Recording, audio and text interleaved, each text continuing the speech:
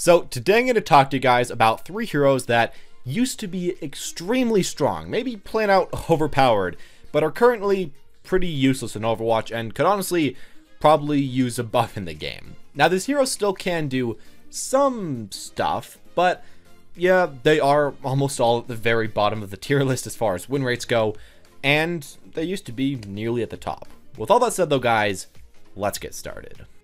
We're going to begin here with Bastion, and Bastion I think is kind of a cheesy pick maybe for me, because he was so good for like 3 patches. When he got his update in the PTR, people were saying, hey, this is just not okay. He has way too much damage reduction, does way too much damage, is going to completely roll the meta. This was around I think season 3 or 4, but you know, whatever. They brought it to regular competitive anyways, and guess what happens? Yep, Bastion gets in there, kills everything, pretty much the best character of the entire game. You need a Bastion on your own team in order to do anything, and that's just kind of how it went for a while. And actually, I think they took a little longer than people were expecting to even eventually nerf out this character. It was pretty great for all the Bastion mains at that time. However, ever since then, Bastion has just kind of been there, and I mean, he does show up sometimes. Sometimes you'll maybe want to pick him up on defense when you want to hold a point really well, or when you want to just play a weird defensive Bastion comp because you have a Bastion main. I mean, sometimes you'll want to play him offense as a pirate ship, you know, maybe Dorado, you know, maybe Junkertown, probably his best map there. Those are some options you can go for, but in a lot of situations right now, it's kind of like, why should you pick Bastion?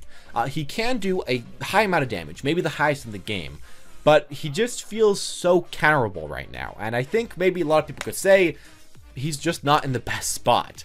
In a lot of cases, while he can do damage, and while he can heal himself up, while he can do, I guess, what he used to be able to do, it's just in such a worse case than it used to be. It's kind of like, why should I pick him? And I think with Bastion, it's very difficult because he's a hard character to balance. I mean, if you make him a little bit stronger, he completely controls the meta. You can't kill him, he kills everything. If you make him a little bit weaker, I mean, you don't ever want to pick him up, and that's kind of where he is right now. So with him, I don't really know. Personally, I would like maybe a little bit of buff for Bastion, because he is a really fun character in my opinion. I mean, the simple idea of having a character that can transform, deal damage, that's great. And maybe what he needs is a slight movement buff, maybe so that he can slightly move in his turret form.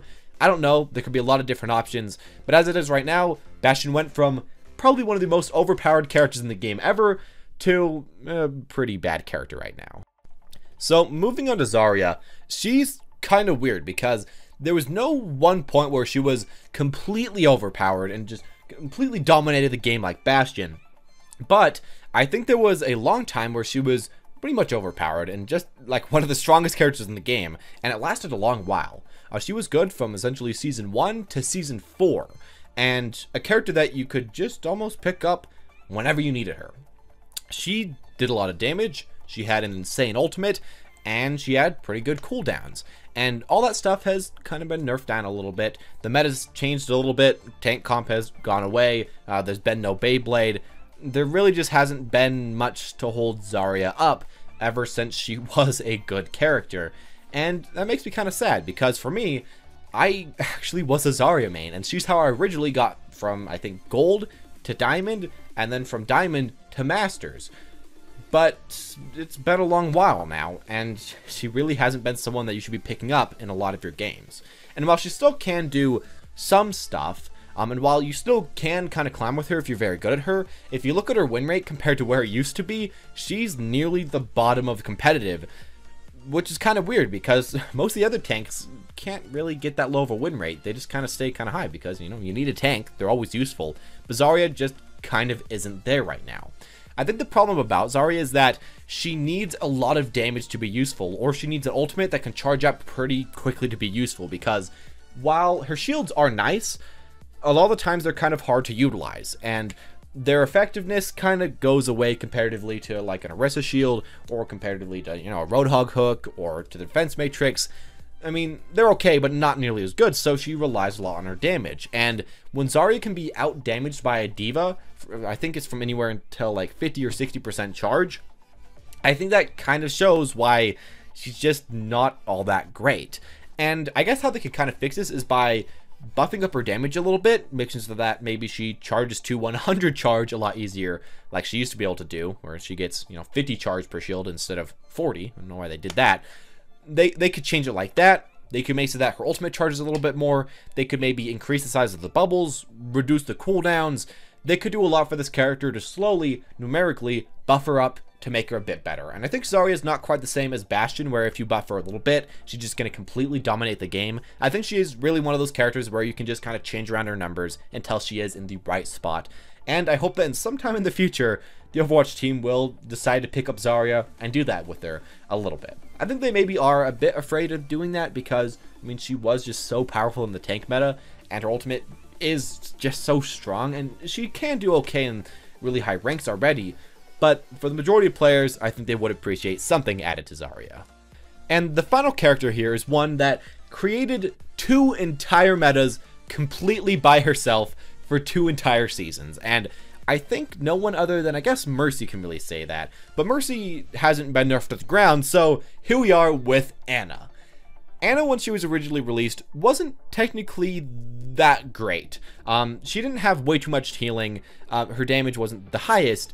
But quickly after being released, they increased the amount of healing she can do, as far as, healing per second because she could shoot faster. And as well, they increased the clip size. And with those simple changes, she just skyrocketed to one of the best characters in the entire game. And with Ana at that time, she brought Reaper. And that's where we came in Season 2 with the Beyblade meta. If you remember, Ana's ultimate used to give you a huge amount of speed whenever you ulted them. So they had damage increased, damage reduction, and speed added onto them. And on Reaper, you press ult on him, he pressed ult, you'd kill the entire enemy team, and you see that just about every single game. And that wasn't even really about her heals, that was just about the ultimate.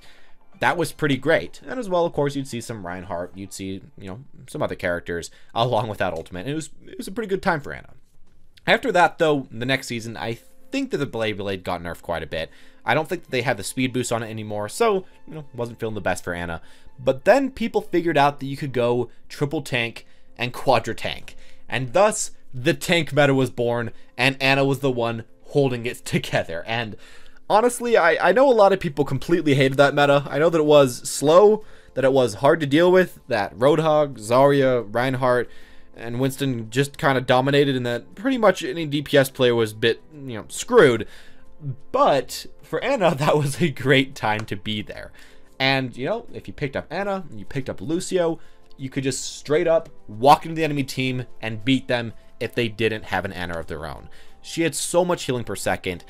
It was ridiculous. And I don't know, as a tank player myself, I guess that was a pretty good time. But as it is right now, Ana has moved down to the worst support in the game, and she's been the worst support in the game for a long time, for season after season.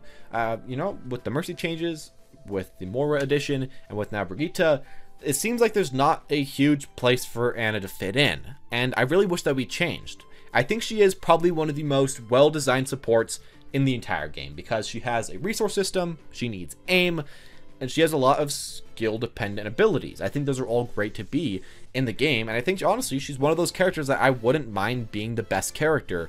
But as it is right now, she can't do way too much. I mean, her healing, it's low, and the amount of damage you can do is also low. Her ultimate isn't that great, and the only really great part about her right now is the sleep dart, which has a really long cooldown. Now, a lot of people are thinking to change her, you could either buff up her healing again, which I probably wouldn't do because it was pretty annoying to deal with. They could buff the amount of damage from a grenade, which could be kind of nice. They could make so that her ultimate maybe is a bit better, does some more damage reduction. That could be kind of good. Or maybe make so that she just does some more damage herself, or so that her sleep dart has like a much shorter cooldown, maybe 2 to 4 seconds less of a cooldown. I think all those would be pretty nice, and overall, I'm kind of hoping for Ana. I'm kind of hoping that she'll get something in the future. And, I mean, she used to be really great. Not that much anymore, but I really do believe that there's something at least coming kind of soon, because the Overwatch team has talked about it a lot. So if you are an Ana main, I guess kind of get ready for that. But anyways, as always, guys, that's all I'm going to say about this topic. 3 heroes that now are pretty useless, but used to be really OP in their prime. And honestly, with all these heroes, I hope that they soon get a buff in one way or another. But I guess we're just going to kind of have to see with them. And hope that something comes. I mean, it's been quite a few seasons with nothing so far, but there always is the chance. And again, I'd like to see that in the future. And I guess, hope you guys enjoyed going down memory lane a little bit. Anyways, as always, guys, though, thank you all for watching. Hope you enjoyed. If you did, make sure to leave a like or hit that subscribe button to see more videos like this in the future. And as always, guys, have a wonderful day.